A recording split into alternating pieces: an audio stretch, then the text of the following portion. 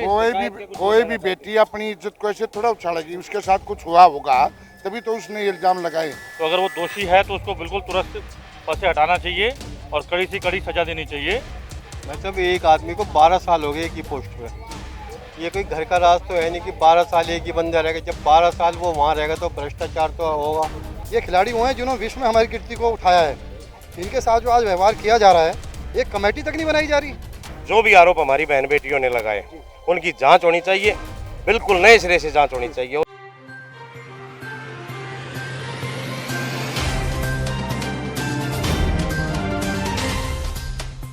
नमस्कार, मैं अभयराज और आप देख रहे हैं द भारत नाउ। इस वक्त हम मौजूद है जंतर मंतर, और जंतर मंतर बन चुका है पहलवानों का अखाड़ा, क्योंकि यहाँ पर देश के कोने कोने से बड़े बड़े पहलवान, नामचीन पहलवान यहाँ पर पहुँचे हुए हैं और उनकी सिर्फ एक मांग है कि रेसलिंग फेडरेशन ऑफ इंडिया को भंग किया जाए और ब्रजभूषण को उनके पद से तुरंत हटाया जाए। और इसके पीछे की वजह है, इस मांग के पीछे की वजह है उनके द्वारा की जा रही अभद्रता, जो कि हमारे देश के खिलाड़ियों के साथ की जाती है। उन पर आरोप लगे हैं कि वो महिलाओं के साथ, महिला खिलाड़ियों के साथ यौन शोषण करने जैसे जघन्य अपराध को अंजाम देते हैं। फिलहाल इन सभी आरोपों से ब्रजभूषण ने जो है सिरे से इन सभी आरोपों को नकार दिया है और उनका कहना है कि इस मामले में मतलब जांच होनी चाहिए और अगर जांच में वो दोषी पाए जाते हैं तो वो पद छोड़ने तो क्या बल्कि फांसी को गले लगाने के लिए भी मंजूर करेंगे। सबसे पहले जुड़ते हैं अशोक चौहान जी से, जो पेशे से एक पहलवान हैं और हमारे देश में उन्होंने कई गोल्ड मेडल हमारे देश को दिलाए और साथ ही साथ यहाँ पर स्टेट लेवल पे भी खेला और इंटरनेशनल लेवल पर वो कोच भी रह चुके हैं। तो आइए उनसे जुड़ते हैं और जानते हैं कि आखिर यहाँ पूरा मांजरा है क्या। हाँ, ये जो हो रहा है आज हमारे देश में, जो भी देखने को मिल रही है, हमारी बहन बेटियों के साथ जो बुरा सलूक किया जा रहा है। हमारी बहन बेटियाँ महीनों में, सालों तक अपने घर से बाहर रहती है, कैंपों में रहती है, अपने घर भी नहीं आ सकती और इतनी मेहनत करती हैं वो देश के लिए कि वो गोल्ड मेडल लाएं। अब जो ये फेडरेशन जो उनके साथ बुरा सलूक कर रही है, उनके हक मार रही है, उनको कुछ करने नहीं दे रही है, अपनी चला रही है, अपना उनको दबा रही है। सुनने में आया कि कोई ब्रजभूषण है इनका अध्यक्ष, तो उसके खिलाफ यौन शोषण का केस है। तो अगर वो दोषी है तो उसको बिल्कुल तुरंत पद से हटाना चाहिए और कड़ी से कड़ी सजा देनी चाहिए। और खिलाड़ियों के साथ ये हो रहा है, ऊपर से पहलवान है, तो आगे देश का क्या होगा। आज जो खिलाड़ियों के साथ व्यवहार किया जा रहा है, ये कोई साधारण खिलाड़ी नहीं है। ये खिलाड़ी वो हैं जिन्होंने विश्व में हमारी कीर्ति को उठाया है। इनके साथ जो आज व्यवहार किया जा रहा है, एक कमेटी तक नहीं बनाई जा रही, एक इस्तीफा नहीं लिया जा रहा है।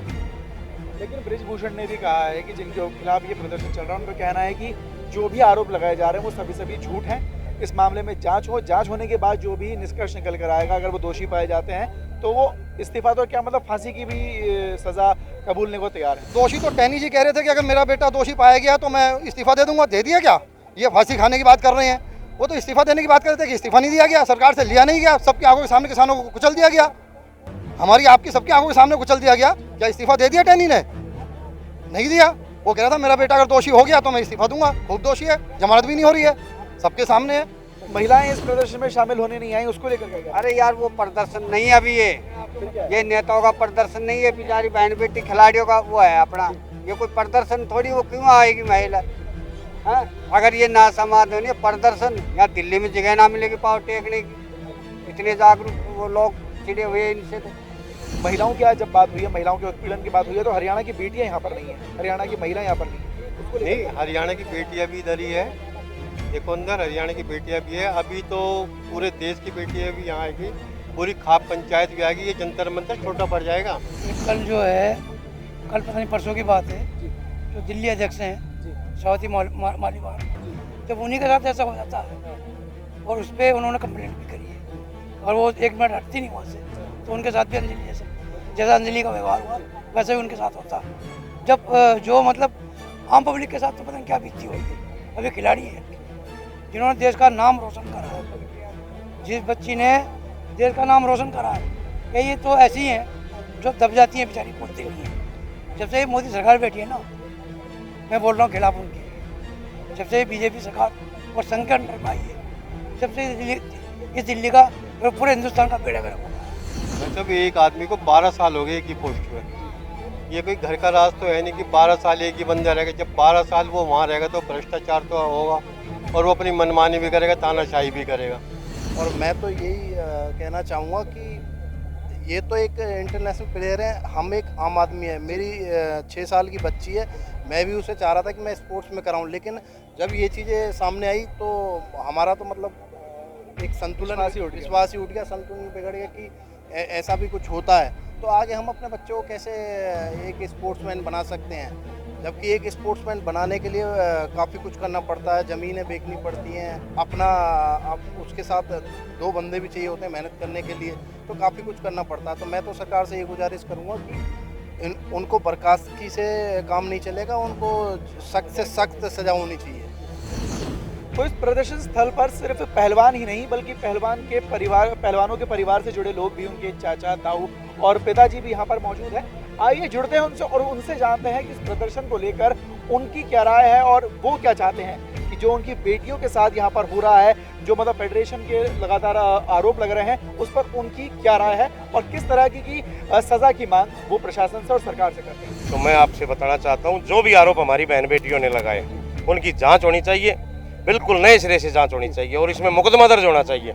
जिन्होंने भी इतनी गड़बड़ की हमारी बेटियों बहनों के साथ, जिन्होंने बताया आज है, तो जितना बड़ा आरोप इन्होंने लगाया, तो अब से पहले तो तुरंत इस्तीफा दे देना चाहिए था कुश्ती संघ के अध्यक्ष को।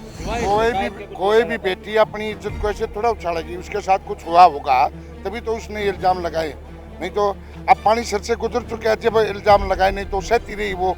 अब एक बेटी ने सामने आकर ये कहा तो फिर और बेटियों पर भी जिन पर अत्याचार थे तो अपनी वो हिम्मत जुटाई, उन्हें हिम्मत मिली ना, तो अपनी इज्जत को दबाए बैठी, तो इज्जत के बारे में सामने नहीं आ रही थी। देश का दुर्भाग्य है जब एक बेटी की भाण की जब ये भी इज्जत को भी वो नहीं कर सकते। बेटी पढ़ाओ बेटी बचाओ के नारे सारी बस्सा में लिखवा दिए, सारे देश में लिखवा दिया।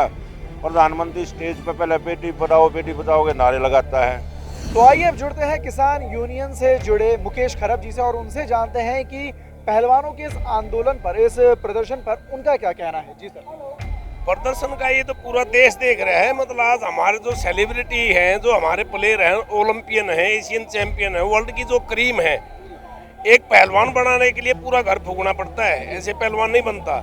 और ये एक पहलवान जाकर देश के लिए बाहर लड़ता है और वो देश के लिए मेडल लेकर आता है। आज उनकी ये हालत कर रखी है, ये दिखाई नहीं देता। पूरे देश को पता है, आज से 2 साल पहले जूनियर बच्चों ने भी ये आवाज़ उठाई थी फेडरेशन के खिलाफ। आज हमारी जो वर्ल्ड चैंपियन है, ओलंपियन है, वे सब उठा रहे हैं। आज तीसरा दिन है, आज कोई सुनवाई नहीं अब तक। इससे बड़ा दुर्भाग्य क्या होगा। हमारे सरकार से मांग है कि जो भी WFI का गठन किया गया उसको भंग किया जाए और अलग अलग राज्य के अलग अलग सरकार को उनका दायित्व दिया जाए, जिससे कि किसी भी स्टेट के खिलाड़ी को लखनऊ या जहां पर अभी संगठन है WFI का ट्रेनिंग सेंटर है, वहां से हटाकर अलग अलग राज्यों को उनके राजधानी में सेटल, उनके क्षेत्र के अंदर उनको सेंटर्स बना के सेंटर दिया जाए। स्पेशल हरियाणा, क्योंकि हरियाणा ऐसा क्षेत्र है जो खेल के मामले में और कुश्ती के मामले में सबसे ज़्यादा सरकार की झोली में स्वर्ण पदक, रजत या ब्रॉन्ज मेडल देता है। इस देश में 3 ही आदमी है जो देश के लिए लड़ाई लड़ते हैं, हमारे पत्रकार और हमारे फौजी भाई और खिलाड़ी जो देश का नाम रोशन करते हैं। जब ओलंपिक में मेडल लेके आए तो सभी नेता वहाँ पर एयरपोर्ट पहुँचे हुए थे, सभी खिलाड़ी पहुँचते हैं। जब इतना दुष्कर्म इस रेसलिंग में किया है, रेसलिंग जब रेसलर हैं जब तो रेसलिंग फेडरेशन है, तो मैं खेल मंत्री से अपील करता हूँ कि इसको फेडरेशन को भंग करें, इस पर रिटायर्ड जज बैठाएं और इसका चयन दोबारा से कराएं, क्योंकि हर फेडरेशन में यही पंगा था। जो खिलाड़ी अपने भविष्य को कुर्बान करके आवाज़ उठाई तो वो इंडिया कैंप से चला गया, अर्जुन अवार्ड से उसका नाम हटा दिया गया। अब पूरा इतिहास उठाइए, पूरी राजनीति होगा, उनको मंत्री बनाएंगे जिसका उसका स्वास्थ्य मंत्री होगा, जिसका खुद स्वास्थ्य खराब होगा, जो पढ़ा लिखा नहीं होगा वो शिक्षा मंत्री होगा, जिन्होंने खेल का कुछ खेला नहीं होगा वो खेल मंत्री होगा। देखो जी, ये मनमानी तो करे रहे हैं फेडरेशन वाले, जो प्रतिनिधि हैं, जो इनके यारे प्यारे हैं, जो और है, तो कई बार मनमानी बहुत ज़्यादा करते हैं। खासकर यहाँ पे मैटर है लड़कियों का, जो हमारे साथ तो हुआ, हमारा तो ज़्यादा से ज़्यादा क्या है, हमारा तो 1-2 साल और है। जो लड़कियों के साथ वो शोषण सबसे गलत है।